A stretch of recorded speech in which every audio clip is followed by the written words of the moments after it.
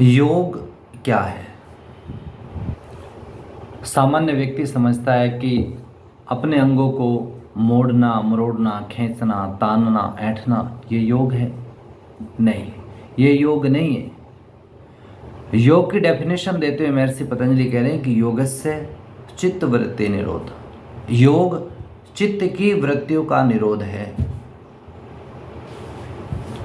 और चित्त की वृत्तियों का निरोध होते ही जीवन की सारी समस्याएं व्यक्ति की खत्म हो जाती है।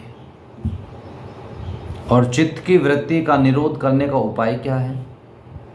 चित्त की वृत्तियों का निरोध करने का एक ही उपाय है और वो है ईश्वर प्रणिधानात्, ईश्वर की शरणागति। उस ईश्वर की शरणागति जो परमात्मा क्लेश, कर्म, विपाक, आश्रय, अपरिमृष्ट पुरुष विशेष ईश्वर, इन सारे क्लेशों से, इन सारी अज्ञानताओं से अछूता है परमात्मा। अज्ञानता तो उसको छू भी नहीं सकती। और वो परमात्मा कोई कर्म भी नहीं करता, वो निष्काम कर्म करता है परमात्मा। जब निष्काम कर्म करेगा तो उसका फल भी उसको नहीं मिलेगा। और कैसा है परमात्मा, आइए जानते हैं।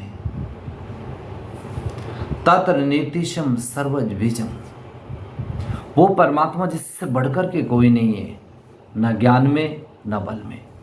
वो सारी चीज़ों का मूल है, सबकी जड़ वो परमात्मा है, सबकी उत्पत्ति उसी से होती है। पूर्वे शाम अपनी गुरु कालीन अन्वच्छेदात, आज तक इस धरती पर जितने भी गुरु हैं उन सब का गुरु परमात्मा है। आजकल तो गुरु की जय जयकार हो रही है, गुरु को ही भगवान मान के लोग पूज रहे हैं। पूछते रहो, तुम अज्ञानी अज्ञानी ही रहोगे। गुरु का काम सिर्फ इतना है कि वो मार्ग बताता है कि बेटा ये रास्ता, इस पे चलो। अगर कोई गुरु कह रहा है कि मैं तुम्हें मुक्ति दे दूंगा, मैं तुम्हारी सारी समस्याओं का समाधान कर दूंगा, तो वो पाखंडी गुरु है, वो ढोंगी गुरु है। वो खुद अपनी समस्याओं का समाधान नहीं कर सकता। गुरु वो होता है जो आपको परमात्मा से जोड़ दे, बस उसका यहाँ तक काम होता है। क्या नाम है उस परमात्मा का? तो महर्षि पतंजलि कह रहे हैं तस्य वाचक्य प्रणव, उस परमात्मा का नाम प्रणव माने ओंकार है।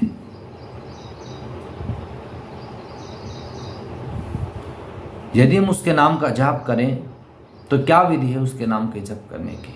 तो महर्षि पतंजलि कह रहे हैं तज जपस तदर्थ भावनम, जब भी हम उसके नाम का जाप करें तो उसके गुणों का चिंतन करते हुए, परमात्मा का सुमिरन करते हुए उसके नाम का जाप करें।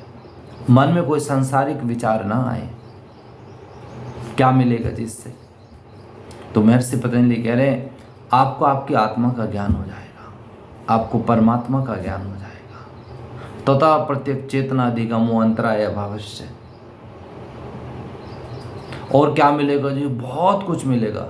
कह रहे कि व्याधि, स्त्यान, संशय, प्रमाद, आलस्य, अविरति, भ्रांति, दर्शन, अलब्ध भूमिका, तन्वस्थित, तत्व, चित्त, विक्षेपांतराय, कि जो भी व्याधि है सब खत्म हो जाएगी। तुम्हारे शरीर के रोग, मन के रोग सब खत्म हो जाएंगे ओम का जाप करने से। और क्या कह रहे हैं अगले सूत्र में? कह रहे हैं दुख दोरुम नश्य अंग मेजत, सांस प्रश्वास विक्षेप सैब हो। किसी भी प्रकार का दुख है तुम्हें, आध्यात्मिक, आदि भौतिक, आदि दैविक, 3 प्रकार के दुख होते हैं। आध्यात्मिक दुख वो जो हमने खुद पैदा किया है अपनी गलत लाइफस्टाइल के कारण से, अपने गलत थॉट्स की वजह से। आदि भौतिक दुख जो दूसरे हमें देते हैं, किसी पशु पक्षी से मिल सकता है, किसी दूसरे आदमी से मिल सकता है। और आदि दैविक दुख वो जो प्राकृतिक आपदाओं से मिलता है, बाढ़ आ गई, भूकंप आ गया, कहीं आग लग गई। तो किसी भी प्रकार का दुख, वो दुख भी ओम का जप करने से खत्म हो जाता है। इसलिए हम उस एक तत्व का अभ्यास करें जिसका नाम ओम है। इसके अलावा आप किसी का अभ्यास ना करें।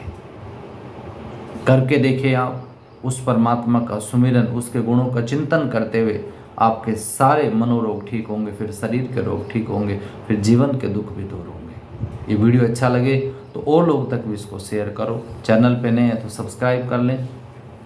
ओम शांति।